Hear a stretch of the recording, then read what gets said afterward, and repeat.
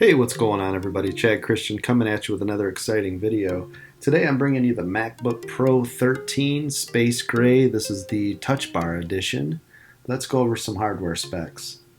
This Retina display is a 2560 by 1600, 227 ppi and 500 nits of brightness, so it gets plenty bright. This model has 8 gigs of RAM, the DDR3, 256 gig PCIe based SSD, which is incredibly fast. It also has an Intel Iris Graphics 550, which is a bump up from the base model, which has an Intel Graphics 540, and also the speed bump on this versus the base model is 2.9 gigahertz to the 2.0 gigahertz. Now let's go over the ports. On the right hand side you've got two USB-C, those are Thunderbolt 3s, and a 3.5 millimeter headphone jack.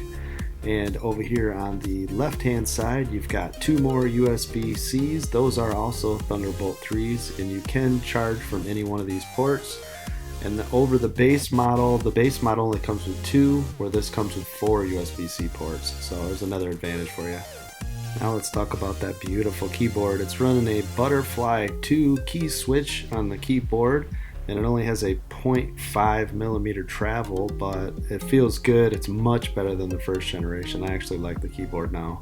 This year's Force Touch trackpad has been supersized. It still has the same great haptic feedback engine that you've come to know and love.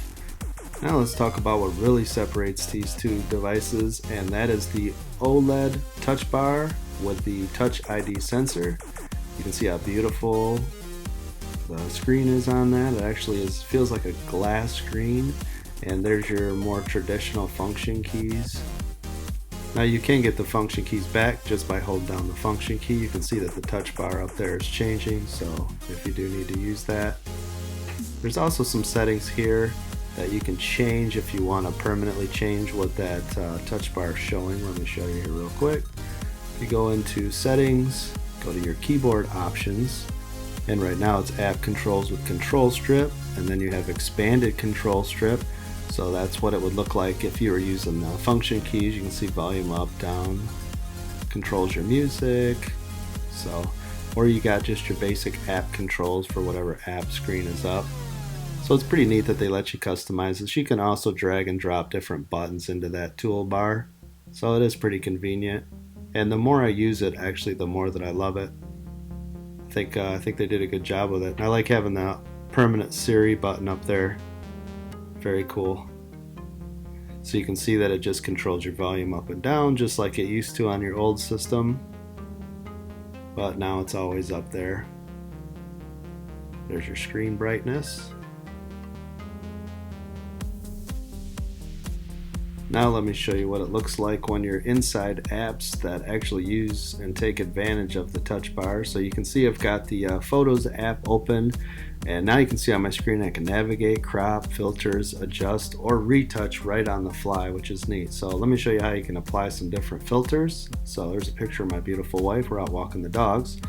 And just by holding down and dragging across those different filters, you can see that it immediately changes them, which I didn't think would be that useful, but it's neat being able to just change it on the fly. You know, it gives you that iPad Pro feeling, so very cool. If you want to change the crop, just click on the crop here, and you've got the wheel sensor, which does allow you to go beyond the little window that it's showing. You can see there, you can go pretty far outside of it, so it gives you good control.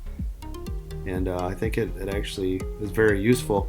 And while editing this video, it makes it very easy to just clip and cut things out. So as long as the apps use the touch bar, it's a great extra benefit. Now as far as the sound system goes, this is an incredible sound system. I would say it's the best sound system that I've ever heard on a laptop. Now of course, on Monday I'll be reviewing the 15-inch MacBook Pro for you guys, which I heard has a fuller sound, but right now this is top-notch, great sound system. Now as far as battery life goes, Apple's claiming 9 hours. That's about right. Under my normal usage, I am getting around 9 hours, so fairly accurate, I would say. So now the big buying question, which one should you get, the base or the higher end version with the touch bar? For me, that's a pretty easy decision because I use this professionally. This is what I use as a daily driver. So having the extra USB-C ports plus the 2.9 gigahertz versus the 2.0 gigahertz. Having the faster processor is better. For me, it's just going to be an all-around better system, but really it's up to you. If it's something that you're just using to check your emails, do light work with, the base model's fine.